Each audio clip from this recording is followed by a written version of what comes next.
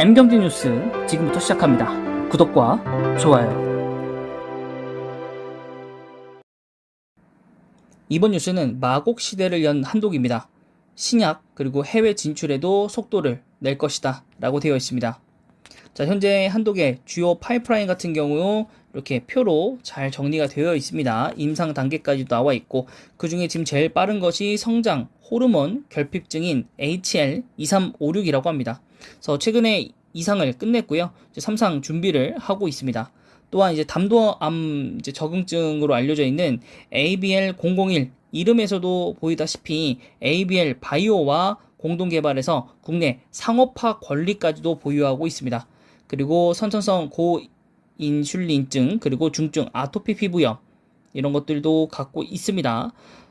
그리고 이제 글로벌 임상도 가속화할 예정으로 갖고 있고요. 그다음 자회사 이노큐브도 이제 있습니다. 이노큐브라는 회사는 헬스케어 벤처 발굴과 인큐베이팅 목적인 기업이고요. 또한 이제 제넥신과 함께 협력을 강화함과 동시에 이쪽에서 이노베이션을 확장할 계획을 갖고 있다고 합니다. 신약 개발 쪽에서. 자, 세계적인 제약사들은 바이오텍 직접 투자뿐만 아니라 퓨처렉스 그리고 랩센트랄 같은 인큐베이터를 통해서 초기 혁신을 지원하고 육성하고 있다고 합니다. 한독도 15년간 쌓아온 국내외 오픈 이노베이션 경험을 바탕으로 재무적 바탕을 넘어서 연구 공간 대여, 그리고 프로젝트 개발 논의, 경영 지원 등 통합 서비스를 제공할 계획이라고 밝혔고요. 한독 같은 경우에 지난해 코로나임에도 불구하고 매출 5천억 원을 넘기면서 견조한 성장세를 보여줬고요. 전문 의약품 사업 부분에서도 경쟁력을 강화하는 중인 당뇨와 희귀질환 분야에서 성장성을 이뤄냈다라고 되어 있습니다. 한독 일봉입니다. 자, 주가상으로 봤었을 때 22,950원 단기 고점을 형성한 이후에 지속적으로 하락하는 모습을 보여줬습니다. 2달 정도. 거래량이 2만 주인데 이게 거래량이 올라온 게 2만 주란 말인 거죠. 결국에는 이 전 구간에서는 대부분 10,000주 정도 이렇게 터졌다고 볼 수 있겠습니다. 굉장히 좀 약한 종목이라는 걸 좀 유출할 수 있겠고, 주봉상으로 봤었을 때 가끔씩 이런 식으로 반등이 나오긴 했지만 그 반등을 결국엔 지키지 못하고 계속적으로 하락을 하는 그런 모습들을 보여주고 있습니다. 지금은 또 하락의 폭이 점점 커진 상태이고요. 자, 월봉으로 본다면 고점을 찍었을 때는 있었습니다만, 이때는 이제 누구나 다 이렇게 좀 올라갔던 그런 시기였었고, 또 제약바이오 이쪽이 좀 잘 올라갔던 시기다 보니까 그 부분들을 좀 상쇄를 하고 내려왔다고 생각을 한다면, 대부분 이제 코로나 전에 주가도 좀 좋진 않았었습니다. 그래서 그래도 이제 그 구간 레벨치보다도 훨씬 더 많이 내려왔기 때문에 좀 문제이고, 코로나 거의 전주가의 모습의 주가와 거의 흡사해지고 있다. 한 2,000원 정도밖에 차이가 안 나서 한번 재무표를 좀 잘 봐야 될 것 같고, 우선 코스피 상장사이고요.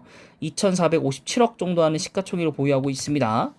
자, 외국인 보유율은 거의 없고요. 일단 매매별 주체 동향을 보시면 외국인은 매도, 그다음에 기관도 매도의 포지션을 가지고 있습니다. 그래서 뭐 뉴스로 봤었을 때는 뭐 제넥신과 같이 좀 협업을 해서 좀 할 거로 보이고, 신사옥도 바로 옆 건물을 좀 지어가지고 뭐 협력이 강화되겠다 이렇게는 좀 나와 있습니다. 하지만 이제 재무표를 좀 뜯어보자면 매출액 소폭 뭐 증가는 하고 있었고, 영업이익이 조금 지지부진하네요. 거기다 당기순이익이 오히려 내려가고 있어요. 아무래도 좀 파이프라인에 대해서 좀 많이 좀 투자를 해서 그런 게 아닌가 싶기도 하고, 아니면은 이제 파이프라인 투자를 했지만은 뭔가 이게 회수되는 게 좀 없는 거죠. 그래서 지금 ROE도 심각하게 좀 무너졌고, 순이익도 마찬가지고, 영업이익률도 떨어지긴 했지만 그거보다는 순이익률과 ROE가 너무 많이 떨어졌다라는 거. 부채가 그렇게 심하게 올라가지는 않았고요.